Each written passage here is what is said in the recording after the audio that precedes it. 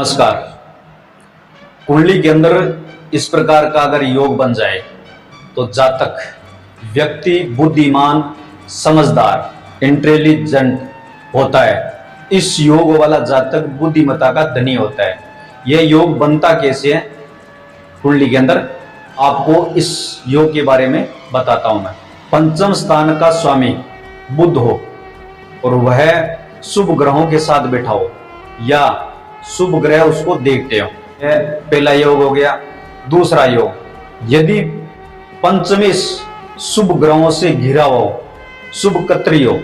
तीसरा योग, बुध उच्च का होकर किसी भी भाव में बैठा हो। चौथा, बुध पंचम भाव में शुभ ग्रहों के साथ बैठा हो, पंचम भाव में शुभ होकर बैठा हो। पांचवा योग, पंचमेश जिस नवांश में हो, पंचम भाव का मालिक नवमास कुंडली के अंदर जिस भाव में बैठा हो, उस भाव का मालिक अगर केंद्र में बैठा हो और शुभ ग्रहों के साथ बैठा हो, शुभ ग्रहों से युक्त हो या शुभ ग्रहों से दृष्ट हो, तो इस प्रकार का योग जातक को बुद्धिमान बनाता है, समझदार बनाता है, इंटेलिजेंट बनाता है। उदाहरण तौर पर आपके सामने एक कुंडली रख रहा हूं। उस कुंडली के अंदर इतना जबरदस्त योग है स्वामी श्री विवेकानंद जी महाराज की। यह कुंडली स्वामी श्री विवेकानंद जी महाराज की है।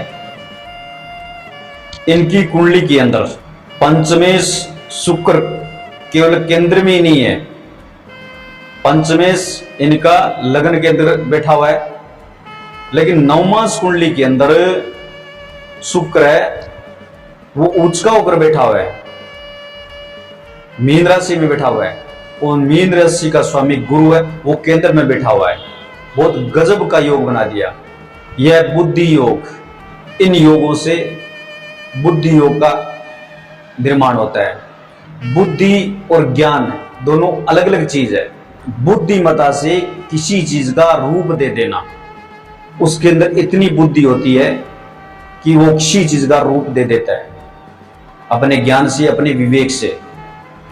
किसी आपत्ति काल में अपने विवेक के द्वारा, अपनी बुद्धि के द्वारा वहां से बुद्धिमत्ता से निकल जाना, इसको बुद्धिमत्ता कही गई है। यह जानकारी आपको कैसी लगी, आप अपनी राय जरूर व्यक्त करना और इस वीडियो को लाइक करना। जय गणेश।